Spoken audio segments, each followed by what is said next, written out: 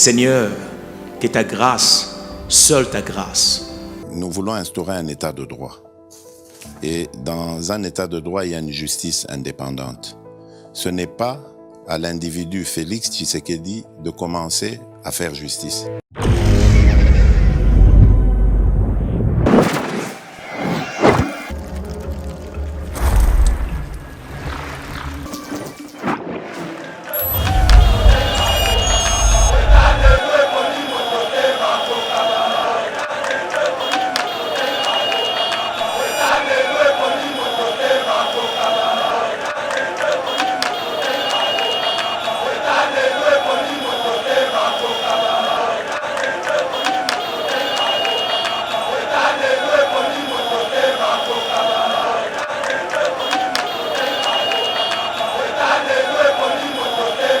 Le lobby no moko bomoni ndenge Martin azokebisa le lobby bo lobby ke ba combattant IDPS ba ke ko menacer à domicile ya cardinal Ambungu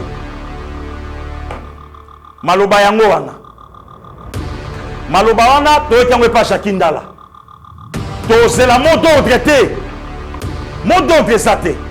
ba jeune wana se bozu vidéo ya makamboleki na changu bomona bilongi wana.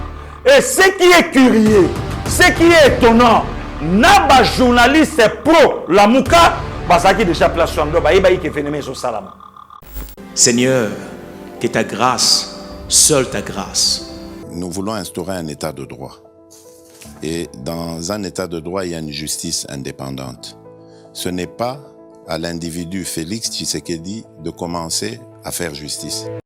Bonjour, bonsoir, na bande konyon so bozui libaku ya Kolanda Biso, Yeba TV, chaîne Lelo et Fanda Nakata Mitema Yaba des pères et des mères depuis Kinshasa, la capitale de la République démocratique du Congo, sous la bénédiction de mon DG Shadrach Loholo, où ils ont contrôlé dans les grands génies Steve Kondé. Donc voilà, tozo salaka musala, ndenge oyo ezo sengela na biso. Ces derniers temps, tolobaki to revendre les sauter. Il faut plus que tout travailler pour ezana organisation mobimba oyi salami. L'objectif na bango ezake ko salir, ko diaboliser le chef de l'État, le président de la République, garant ya bon fonctionnement ya ba institution. Alors ngai peut passer gili na ba ninga nyonso quand ndenge tolobaka, moi j'aime mon pays le Congo et je soutiens l'institution président de la République. Donc, tant que Batouba yokani po basali, c'est que biso pe photo yokana poto laver. Or, biso ko laver ça dans les bons, il est comme ça. Toyete ono to sa ki jalelo, toyete ono kadiosha. Non. Toyete expliquer Batou que oyo yangote tala likambango eza boye. Pourquoi la lobby likambwana? To vanda il y a 2 ans passés, ba élection et ponami et salami pardon na katambo kanabiso. Avant même Yango, baye kozwa langage moko l'actuel chef de l'État Lobaki, avec ou sans machine à voter, nous allons aux élections. Langage wane chama kelele jusqu'à telle enseigne que baye ko bimisa maloba moko balobi ake kozwa 3 millions oyo Kabila tikaka epaka buta Museveni pour andima ba élection au profit ya Shadari. Et lobama na katambo kananga. Et batebele baye kozwa kanda au travers maloba oyo mokonza mboka na ngai ya lelo alobaka alobaka yango pona ko sauver le Congo. Donc makambo eleki na kata mboka na nga ezakaka histoire oyo totanga ya Jésus na Barabas nde makambo eleki. L'autre camp ba marcha na boulevard Lumumba. Ba finga même parti, ba finga siège na biso tong bazoleka. Babi Boza corrompu na Kabila, avec machine à voter, nous n'allons pas aux élections, puisque machine on a triché, une fois qu'à voté, à ta Félix, à ta Martin Fayoulou, dès que va finir, qu'à ba Kombonyo se bongwani, Shadari. Donc, ba te belé, ba boya quand même qu'on voter, à cause, il y a diabolisation, oyo ba latisaka, mokonzi ya mboka. Voilà pourquoi, langage jango, forme ya likambo est changé. Et ko changer lelo et changer nini. Tango makambo wane bandi ko salama na 2019 toye ko voter mokonza mboka nanga neti nga Pasteur Gili nazalaka fier candidat o nga na vota ye mutazo diriger Congo lelo na kimia pe na elengi nyonso. L'autre camp baye ko so l'engagement ko balobini non aza nommé par Joseph Kabila. To bandi koloba na mungongo na biso ya muke. Tala bandeko, Dieu ne vit pas dans la majorité. Oh non, la voix du peuple c'est la voix de Dieu. Okozala yomoko soko zana nzambe oko faire convaincre pour que longa batunion soit de l'autre côté. Exemple na kopé Sabino 1 roi chapitre 17, li solo ya Eli na ba prophète Abal na ko yebi Sabino ngo. Na ko yebi Sabino ngo. Clair et calmement. Makele les bandits batu batamboli monde. Lelo na otu na ba politicien o bando ke de libanda pona ko diaboliser Fachi. Lelo libande kangama lelo bokenda asute, lelo bo voyagera lisute, bato nyonso babanda ikoleka na ba plateau, ya ba télévision pona ko diaboliser le chef de l'État. Lelo esila tolali tolamuki. O yezo chapeauté lelo, ezaka ka reflet ya o elekanaki. Mais bakokai ko bimisango te, bakokai ko zanango te, bakokaki ko donc kolobelango peuple te, peuple yeba mais Dieu merci, lelo ba inango kobima. Lelo e bandi nango koyokana. Likambo ngo nini? L'objectif ezalaki que d'abord to saluer le clan Luba. Je ne mâche pas les mots. Pasteur Gili, ezanango mamba tribalisme te. Ezande makambu loba batuba yoka likambo ezolo ba manase Pasteur Gili azui abimisi yango libanda bou achango na table. Campagne salami na élection muluba te. Muluba te na mbokoyo. Raison nini eloba mate. Tomona pasteur mon côté église. Aleka na média enseigner peuple que tozo ken une élection non par rapport à écolo mais tozo ken une élection par rapport ya agenda o mutazana ngo pona ko diriger mboka pendant 5 ans. Et peuple a été d'accord, il y a coupé ça y est, 5 ans moussous ou écolanda na sima, ne loko bisoto ke na maponomi. D'ailleurs, na ba centre moussous tozo kota, bazo signaler bato bazo ya ko voter numéro 4 moulou bate. Na ba centre moussous, il y a ville province à Kinshasa et Salama Bongo. Et Salama Bongo. Mais nyonso wana et l'obamate et kenda nango. Nake encore plus loin. Langage l'Obama awa na mbokoyo. Ko voter moulou bate po bakonyata biso lokola bakayansa. Mais politique on le ba politicien nyonso balandi, soko yoki référence na bango Etienne Tshisekedi wa Mulumba. À ce moment-là, Etienne alaki moulou bate. Natan wana Etienne alaki kolo mususu ou bien papa alaki kolo mususu mwana yesko koko mape et kolo mususu nyonso wana na ola kisabino campagne na diabolisation oyo le lezolata po ya bokonza mboka nanga tout simplement po basalirier nazolo banini eloko bato bakokai koloba ngo te lobby eloko bato bazalaki nango mais babandai ko bomba ngo na kata mitema na bango lelo ekomi kobima.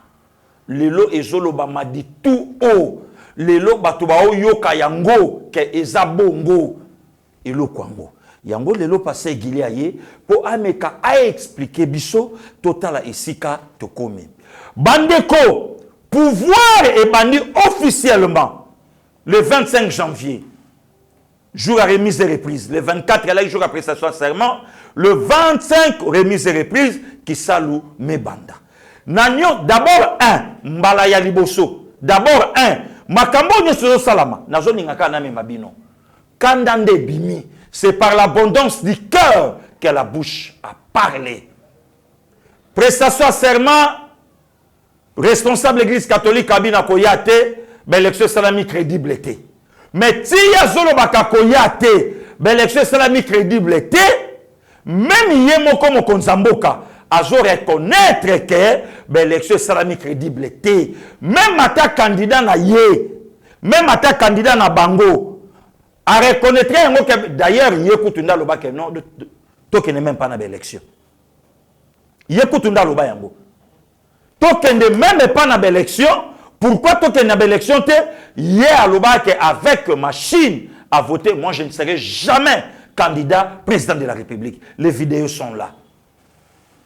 Les vidéos sont là. Mais cardinal à l'Obi Kengana Kouyate, pe ayate. Ce qui est kyrie, ce qui est étonnant, cardinal a soit jeep. Il y a mutu oh ya reconnaîtra que azamo konzambo kate aboyaka kozala na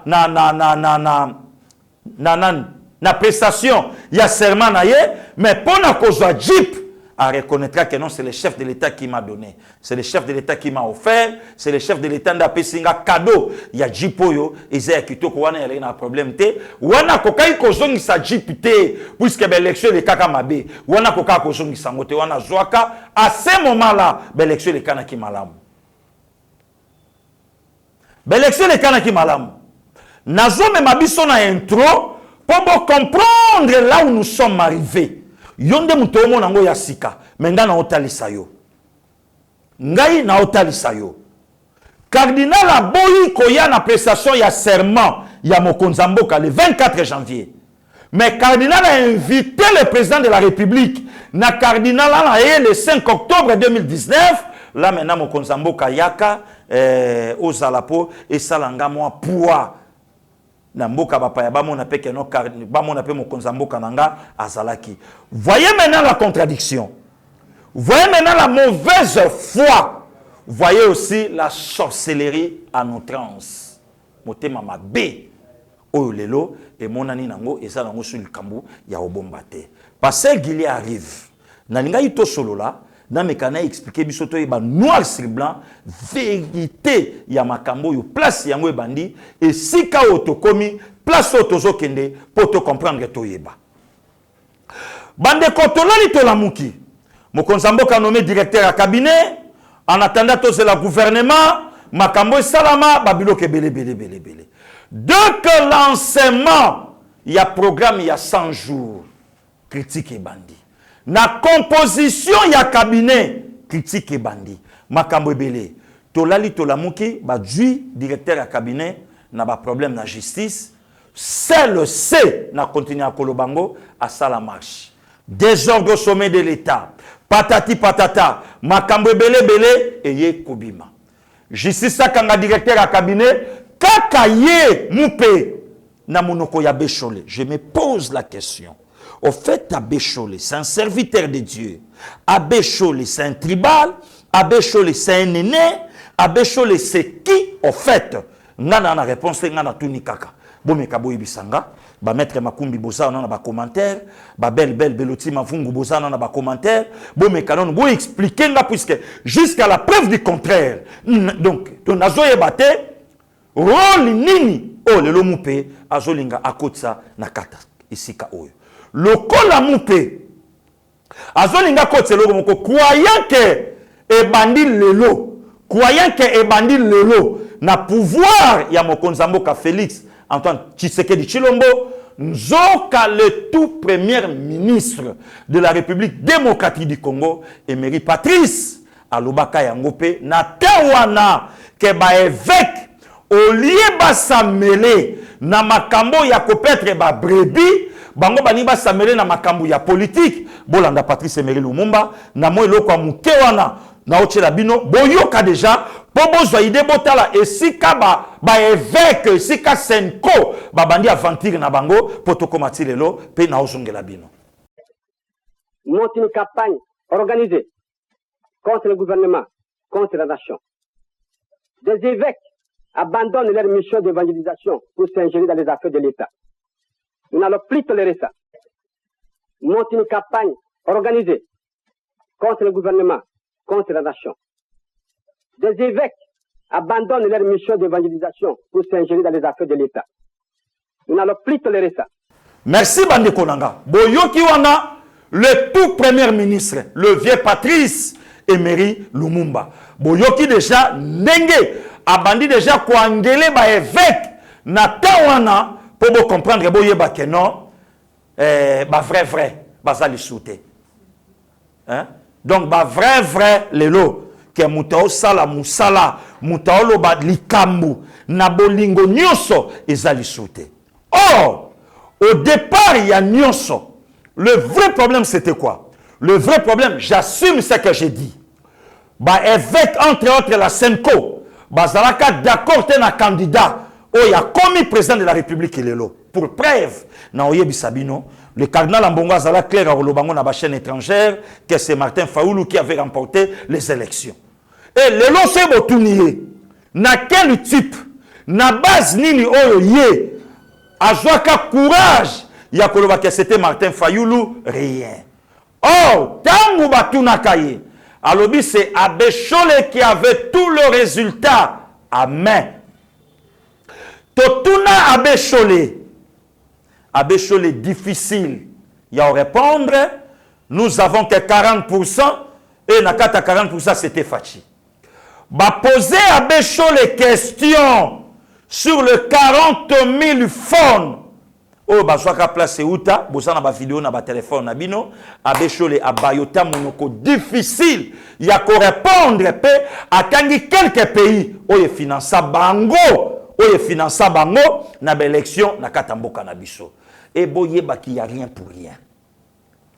Bande konanga bolanda Abbé Cholé, botala motuna ba otuna ye puisque lelo tokoloba avec les images à l'appui. Le loto lo basu di blabla tende ba ah non passé gili blabla non botala Abbé Cholé boyo kasko ndenge ye moko azoloba quelques pays oyo ba soutenaki bango oyo ba pesa ki bango mongo pe botala un prêtre le kuta na kata monoko na difficile il y a ko répondre na question batunier sur les 40 000 téléphones oyo ba pesa ki bango bolanda bino moko. Cette mission d'observation a été accompagnée par les experts de renom qui ne sont pas des Congolais, qui ne sont pas les Occidentaux, parce qu'il y en a qui croient qu'on est sous la coupe de l'Occident, mais des Africains, même les Arabes, mais des Africains, même les Arabes, mais des Africains, même les Arabes, qui n'ont rien à faire avec notre politique. Monsieur l'abbé, ou sous la coupe des 40 000 smartphones qu'aurait envoyé peut-être Moïse Katumbi, puisque ça, je pose une question, parce que vous avez parlé tout à l'heure des smartphones, ça me met immédiatement la puce à l'oreille, 40 000 téléphones qu'aurait envoyé, par exemple, Moïse Katumbi, pour justement votre travail d'observation. En gros, ce sont des pays européens. Katumbi n'a donné même pas $1 pour ça. Citez-nous quelques pays européens qui vous ont donné de l'argent. Les pays européens? Oui. Ben, en tête, il y a la Belgique?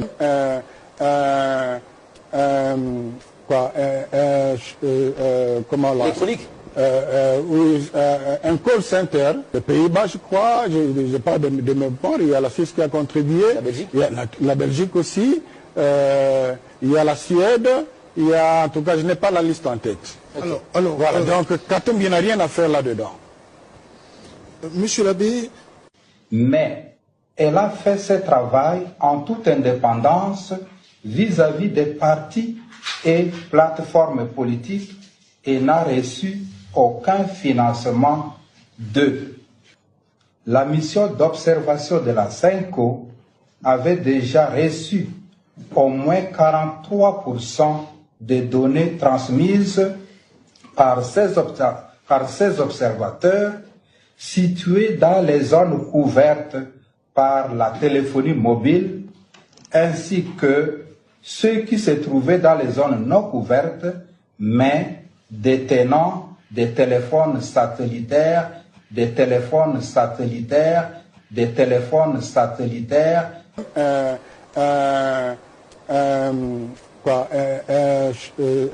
comment là? Électronique? Oui, un call center de marque Touraya. Il s'y Botala. Donc, nyonso na olinga na memba biso. Bozala nanga d'accord et sika oyo nga na ko parachiter na bino na émission oyo comme ça bo comprendre. Bolandi Abbé Cholé. Bolandi le tout premier ministre Patrice Emery Lumumba oyo abandaki déjà ko pointer ba évêque Moussapi avant 1961, avant Koufa le 17e jour. Il y a un 61 oyo le tout premier ministre Patrice Emery Lumumba atika kabiso na ba condition oyo ti lelo Congolais na difficulté ya ko yebisango tolali tolamuki bande ko na biso ya Senko puisque faut respecter église sainte catholique il faut to respecter yango. Eza groupe ya ba évêque o lelo basala lisanga na bango ya Senko o basala ki eloko wana po lelo bazwa courage o lelo bango bazwi. Bande konome mabiso na réflexion. Il y a pas longtemps, année passée ou soit année oyo, tolali tolamuki vidéo moko etamboli batie moto n'église Saint Catholico ya Makala Saint Clément. Vidéo wana tembo etamboli balobi nini ba combattant IDPS. Mais na kati ya masolo oyo abekire azosola nande komoka journaliste alobi jusqu'à la preuve du contraire nano to identifier ba touté moyen to citer kombo mutu ezate et au moment bazolo baba combattant IDPS au moment il y avait rien, il y a rien aussi entre l'IDPS et l'église catholique. Et l'objectif c'était quoi? L'objectif est ça là qui babanda déjà qu'on salir le parti et leur président Félix Antoine Tshisekedi Tshilombo oya bimi na kata parti wana babanda déjà qu'on salir yé pour permettre que mandat na yé et souka a sa deuxième mandat de campagne de diabolisation et banda déjà qu'on salama. Ba de père et de mère nyon sobozo landanga de partout. Nanga qui vraiment bozala attentif na ba vidéo na maloba oyo nyonso nga na loba na bino pour vous comprendre que non lelo kadiocha te pe lelo na kotalisa bino batoyo basala kadiocha na ba plateau na bango na ba émission na bango na bandenge batoyo basala kango lelo nga na olakisa bino bango. Tolali tolamuki campagne de diabolisation bandi contre les partis. IDPS alingi élection te. IDPS a oluka glissement. Et banda wapi? Et banda période de recensement. Nani abanda mamba recensement na identification, le pasteur Gili. Oya banda ekoloba ke tokoki kokende na élection na 2023 te avec carte électeur à Joseph Kabila, sans que toyeba qui et qui, sans que toyeba nani aza de père ou nani a de mère, sans que toyeba ke nani aza congolais tout court et le bail nango vient nanga la mère Mende et pongala jesse on a tete la ke mafumbe, sans que toyeba boy na boy non. Bato balingi tokende et tokende vite en besoin. Pourquoi? Et permettre alternance et salama. Le président de la République a confirmé que non, l'élection est en 2023. Na kati ya vato koma na ba élection. Il y a des choses si importantes. Oh, il faut to les kanango, entre autres social. Oh, le banangata ya nanga docteur Mayele, le kinanga social. Et ce n'est pas les élections, ne monte changer la situation, il y a pays. D'abord, les sociales. Tout est parti de là. Makele les bandits entre Senko et le pouvoir en place. Mon konzamboka azoki pété. Consultation et Kosalama. Avant consultation et salama. Cardinal Ambongo, azala clair na lobaki yango, ya koloba kazo senga na mokonzamboka a s'émanciper. Aujourd'hui, mon Konzamboka s'est émancipé. Cardinal Ambongo, silence radio, akimi a koti na makamususu, a koti na badone mususu. Le lo esi kao tofandi, makambo vandi na désignation. Ya mutoyo ako succéder Corneille Nanga na bureau na ye Mobimba. Bande ko balingami, bolandanga malamu. Na mayele nanga, na buzoba nanga. Na lingala balobaka mutaniboma za na ye na famille mutamayele pe za na ye na famille oya ko salisa to oya ko bikisa yo okoyeba yete nyonso ebandi awa lelo tomba to bazo loba nazo kangona munuka kulutu Martin Fayulu que Seigneur za la politisé. Mais nga passé Guinée nazo confirmé Seigneur faut la politiser. Pourquoi Seigneur faut la politiser tandis qu'il y a des acteurs oh lelo bazana kati ya politique. Bandeko. Est-ce que on est allé kamwa soni ya kolobango? Hein? Lelo c'est obito définir en bongo. Il est beaucoup plus politique que religieux. Chole est beaucoup plus politique que religieux. Tout ce monde wana. Et pourquoi les longtemps on va likambo azoko kako expliquer yango batute comme il se doit. Nous avons appris que ba prêtre baza menacé na téléphone ba source ba lobi que quelques conseillers ya chef de l'État nde bato azobenga pona ko intimider. Mais non. Non. Monsieur le prêtre, mutoyo a intimidé bino azali. Mutoyo a kebisi bino azali. Ce monsieur Martin Fayoulou, oyo a sala émission. Na mon frère Christian Lusakweno le 30 juin, yemoka pesa d'être dans 4 émissions na.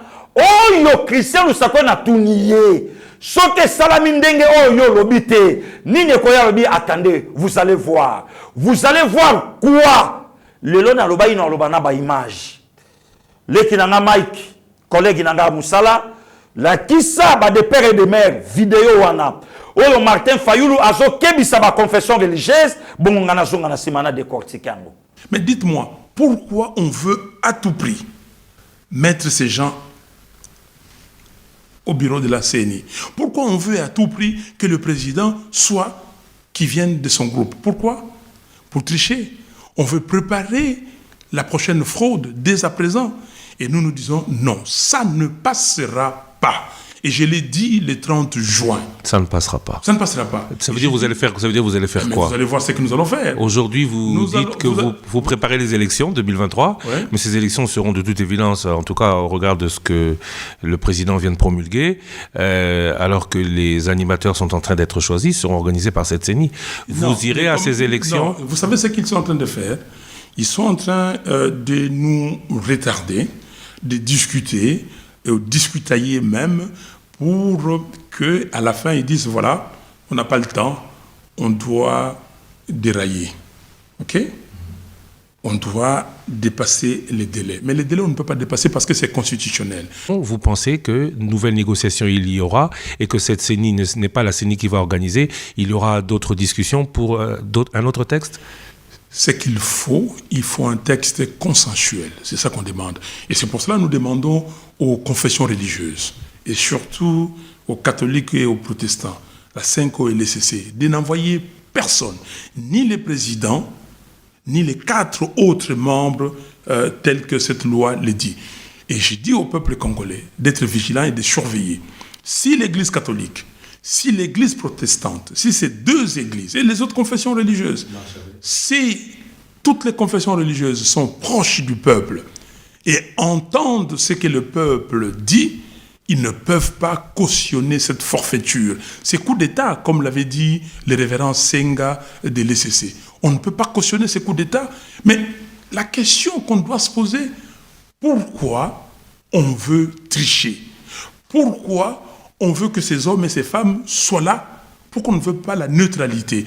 La CENI doit être totalement neutre. Si l'Église catholique et l'Église protestante, principalement avec les autres confessions religieuses, désignent et suivent le courant de cette réforme, vous leur en tiendrez rigueur? Bien sûr.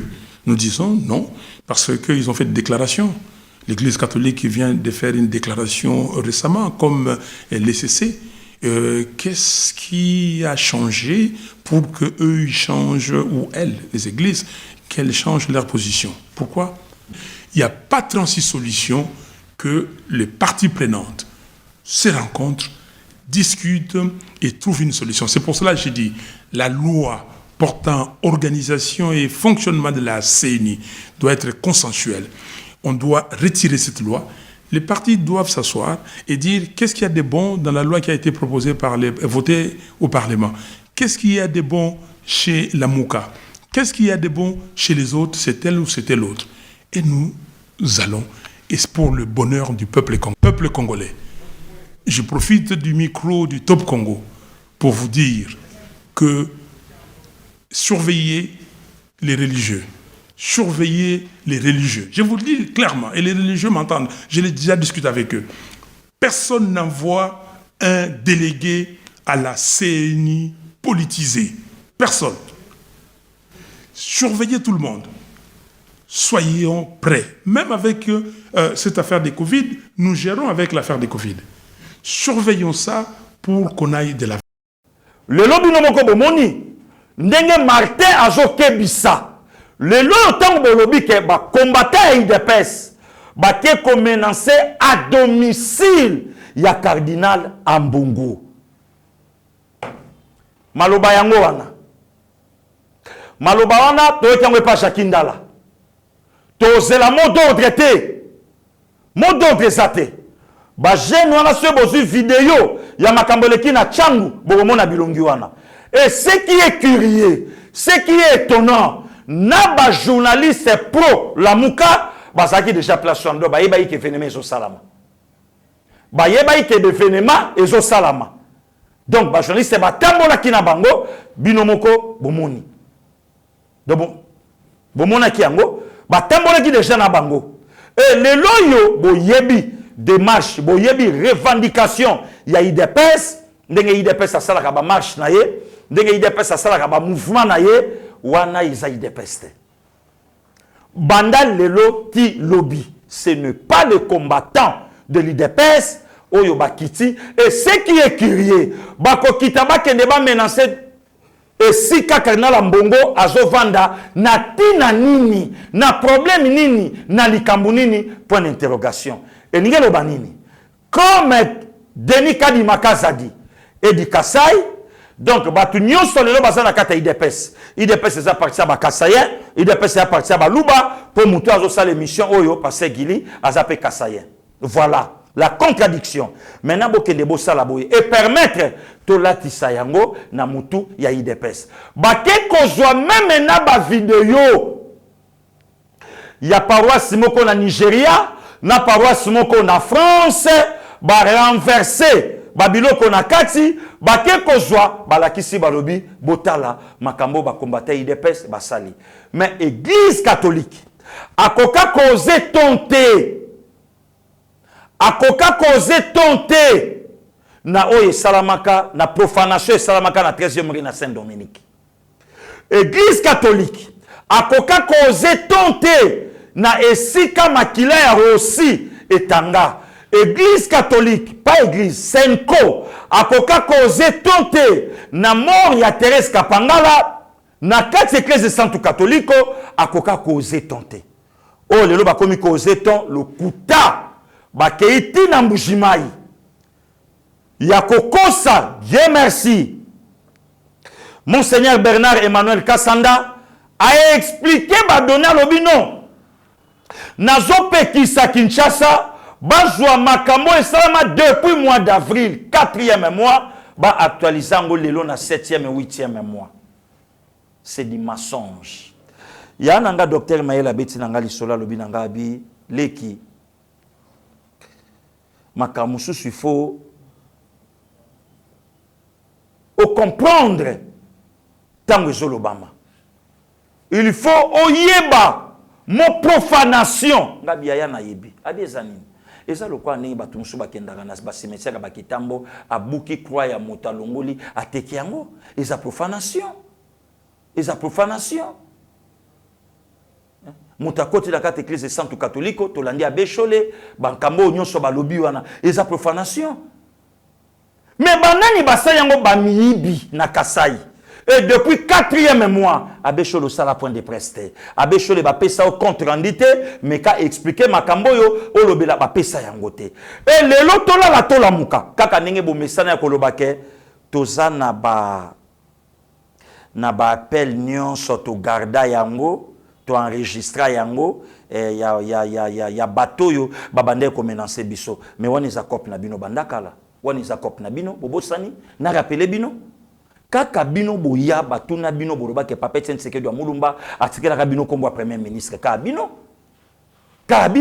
batuna bino otatikela ki bisote batuna ono yalaki fachi ono yalaki fachite et créer des ordres musana bino yangona senko kaka bino bozalaki na ba résultat bozalaki na kombo ya muto ya gagnaki maponomi batuna bino ote toleka na 40% et puis na 40% c'était fachi le lot est comme non.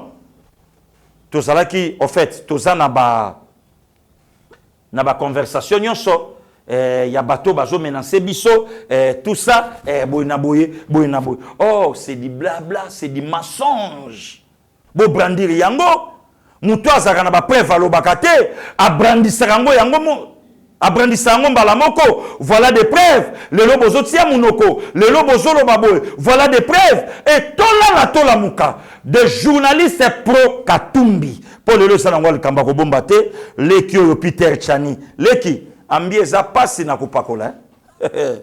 Eza pasi na kupakola sepso, eza pasi na kupakola. J'aime beaucoup mon vieux. Yelema na lingaka yaya wana mingi. Akotaka vraiment na kati ya muzindo ya mutu pona kobimisa mutu. Mukomsi to discutabile ki ba journaliste nyo so baza investigation te. Ngabi o ya yope. Ah, investigation oh, différence ces années bino. Que veut dire journaliste investigation? Ngabi ya yebisangai.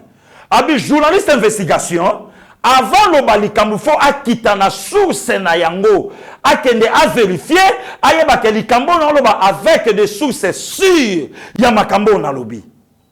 Et un journaliste d'investigation, Peter Chani, qui te permet, yako bimisa, yako tweeter, yako lobakeno, dispatching à 75 000 $ américains et salamaki, na ba confession religieuse pour na kobimisa candidat au babimisi, source na yango, transparence internationale, c'est du mensonge. Batona ba kuteno na nzela na bango. Pe ba sengi yo, retirer yango, pour retirer ba émission, merci. Sony.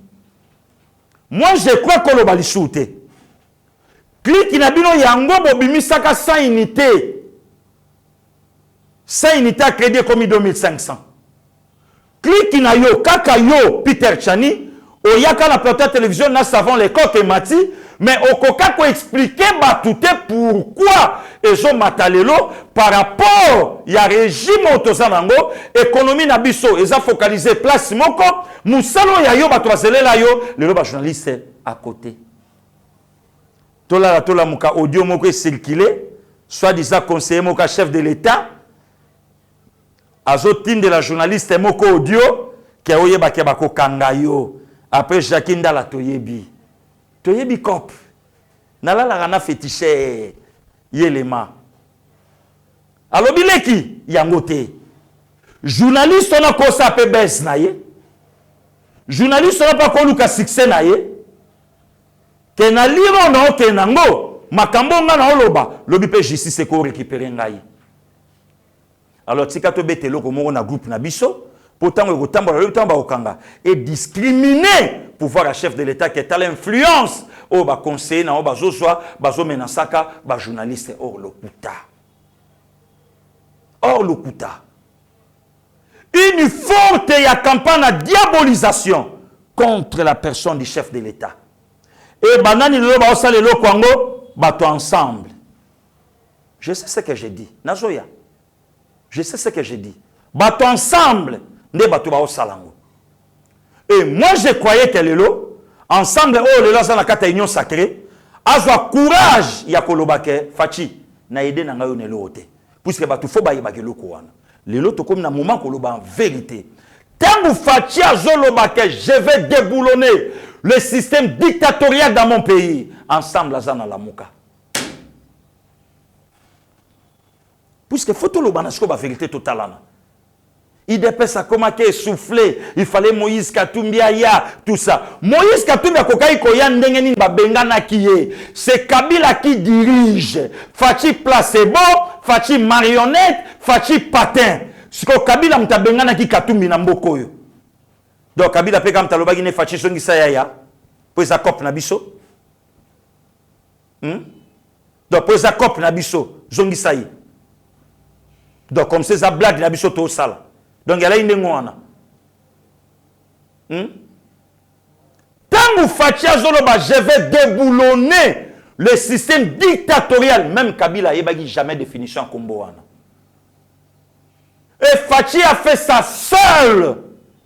Mon frère Mike Mokeba est témoin. Azala clair à Kolobango. Il est de l'ensemble. Tangu président Félix Azobeta Kabila Bubotu Yemoko Bisoto Otala Biso Banani ensemble honorable Mike Mukebai respect place aux alliés ba vidéo anezana Yeba TV boye biango ndeko Kabila botu na mabele et botu na mabele sans ensemble sans eloko sans nini et sika et dépouillant Martin Fayulu yango wana puisque cop ya Martin Fayulu ya la qui coalition FCC cash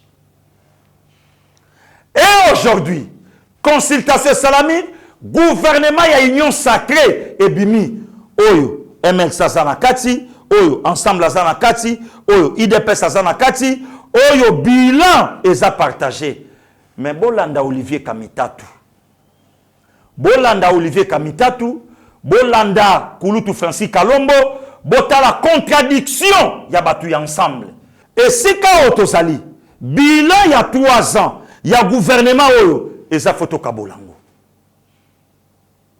To kabola yango, échec à Fachi, échec à Jean-Pierre Bemba, échec à Moïse Katumbi, échec na bango misatu na katuana. Peuple congolais, moment où tu connais ça, moment où fongola misu. Et ça moment, ya kotalisa batoyo balingi Congo te, entre autres la Senko. Entre autres la Senko. Est-ce qu'aujourd'hui, motoloko la mokonzi ya mboka nanga, n'éducation ya zanango, na respect o ya zanango, lelo akoyi kondima ke parti na ye, bakota en guerre dans l'église catholique. Non. Les gens oublient. Les gens oublient. Batouba Yebika, le feu Monseigneur Gérard Moulumba, de reste mémoire. Mais maman Martha, botamana 2 religieuses, batikaye bandekonaye. Batikaye. Papa Tsenseke de Moulumba, de reste mémoire, chrétien catholique. L'actuel chef de l'État, il y a 5 ans passés, le 26 juin 2016, a auto-perdre Neve Naye, Abbé Joseph Toussaint Chimenga. Catholique. Yé mon cousin a respect, ma casse une église de centre catholique. Aujourd'hui, il est na réveil, mais quand Wayaka, le 1er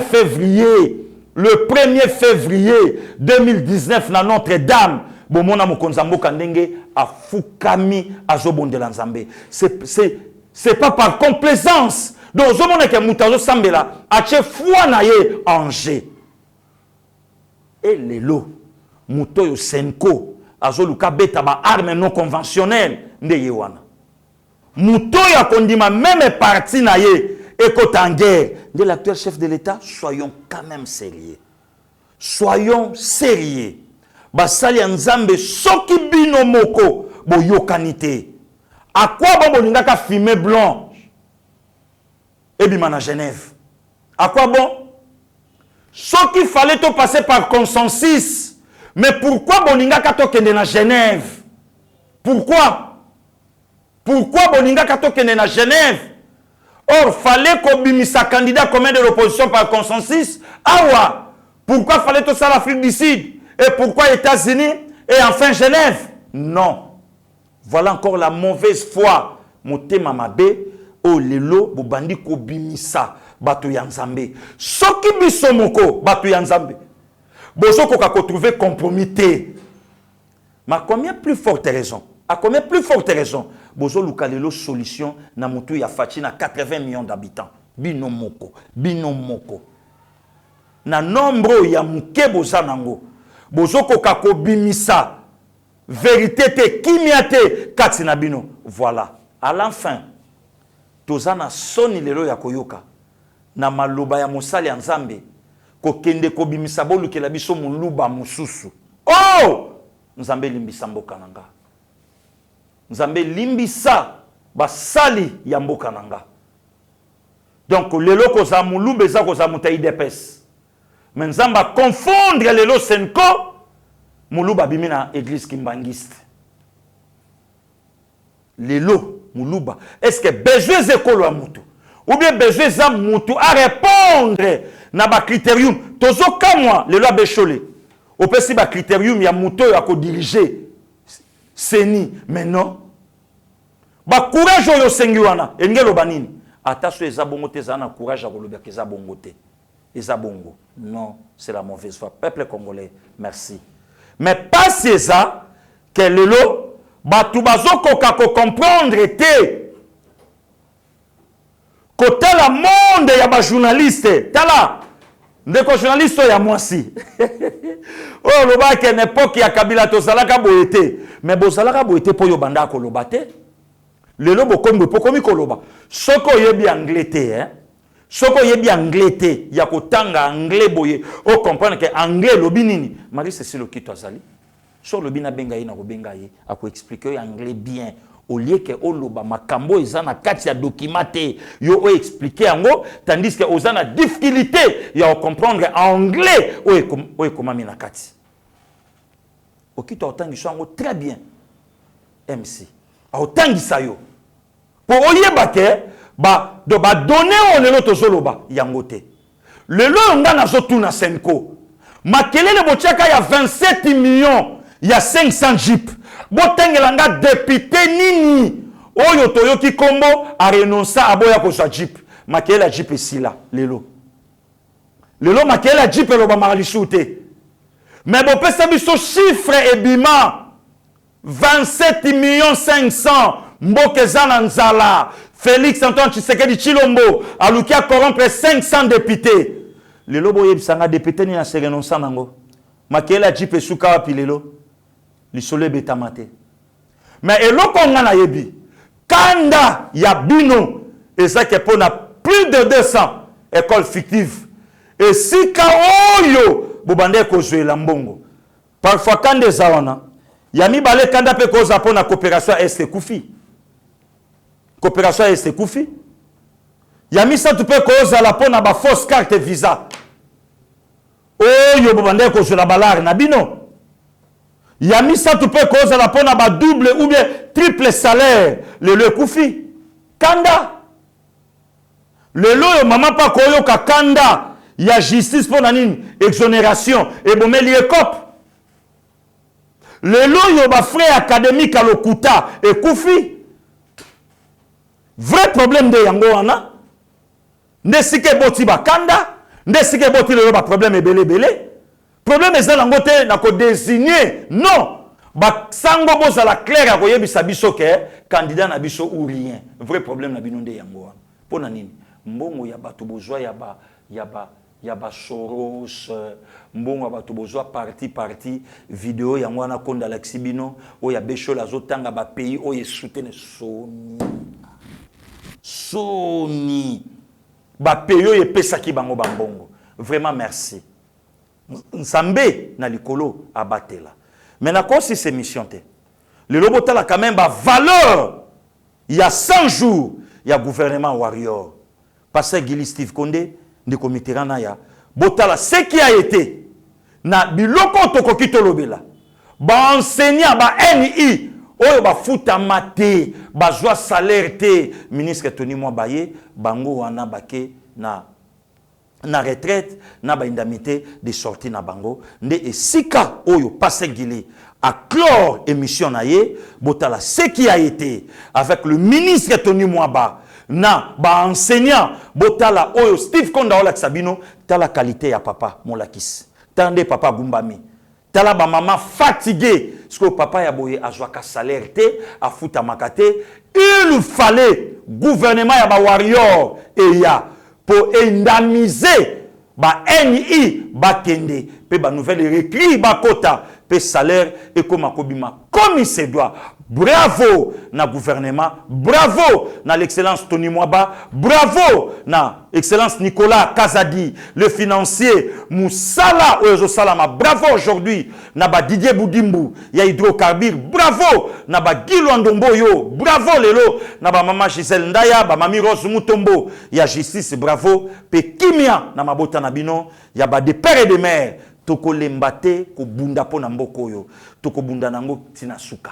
Bitumba ezate ke o lelo bozo discriminer le secrétaire général de l'IDPS au pouvoir au Gissin Kabouya Chilumba atikala koloba jamais contexte ni na lobelaki il a répondu na cadre FCC o ya lobaka s'il faut to tumba mboko to ko tumba yango de réponse musclée ya secrétaire général na qualité na ye na compétence na ye na éducation na ye na politique o ya yebi au pied de son maître, Etienne Tshisekedi, jamais, jamais. D'ailleurs, lui, t'as IDPS, c'est ça qu'on s'y manzete, lui, il y a IDPS, c'est ça qu'on s'y mamindou kite, nanzela na yango, nda lobela ki, mais, le quoi, nde balobaraso, mouta un esprit de mort, ezui Senko et komi boyoka nesika ba pointer Martin Fayulu doigt na vidéo bo moni Steve Konda Laxibino oyo azo taquer déjà ba confession religieuse langage na bango cible na bango et que pas Augustin Kabouya. Mais voilà, peuple congolais, merci Nabino, des pères et des mères, Nzamba batela bino, on a là qui n'a pas expliqué bino, avec des vidéos à l'appui, Yangoana et à la prochaine. Merci. Seigneur, que ta grâce, seule ta grâce. Nous voulons instaurer un état de droit. Et dans un état de droit, il y a une justice indépendante. Ce n'est pas à l'individu Félix Tshisekedi de commencer à faire justice.